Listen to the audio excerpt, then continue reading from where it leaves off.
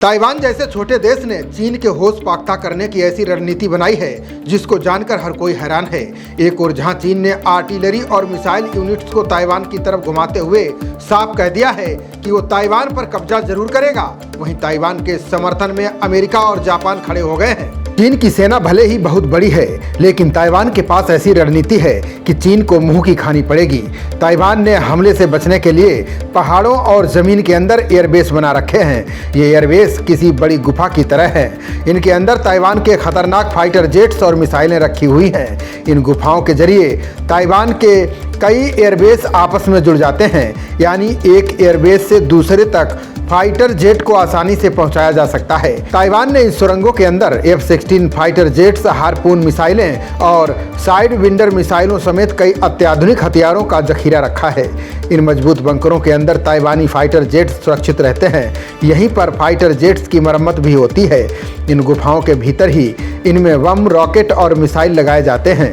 ताइवानी fighter jets यहाँ से निकलकर उड़ान भरते हैं, वापस फिर इसी में चले जाते हैं। बता दें कि ताइवानी एयरफोर्स को रिपब्लिक ऑफ चाइना एयरफोर्स भी कहते हैं।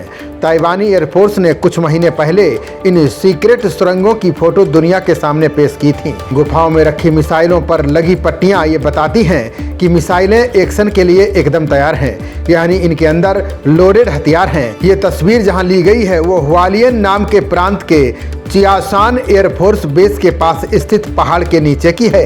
ये अंडरग्राउंड हैंगर इसी पहाड़ के नीचे बनाए गए हैं। बता दें कि ताइवानी सेना अपनी सीक्रेट बरकरार रखने के लिए जानी जाती है। उसके हथियार, विमान आदि के लोकेशन का पता नहीं चल पाता है।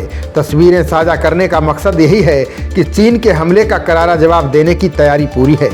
ताइवान में घुसपैठ करने के लिए चीन ने सिविलियन फेरीज यानी सार्वजनिक इस्तेमाल में आने वाली नावों, बोट्स को अपने काम में लेना शुरू कर दिया है।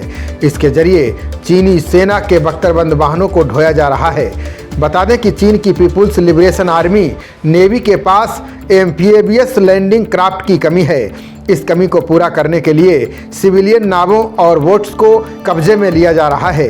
2 साल के अंदर चीन ने तीसरी बार ताइवान को घेर कर मिलिट्री ड्रिल शुरू की है। इस बारे में दुनिया भर के रक्षा विशेषज्ञों और अमेरिकी इंटेलिजेंस ने चिंता जाहिर की है। चीन के राष्ट्रपति शी जिनपिंग ने अपनी सेना को आदेश दे रखा है कि 2027 तक ताइवान को अपने कब्जे में लेना है। ऐसा ही दावा चीन के रक्षा मंत्रालय ने भी किया है।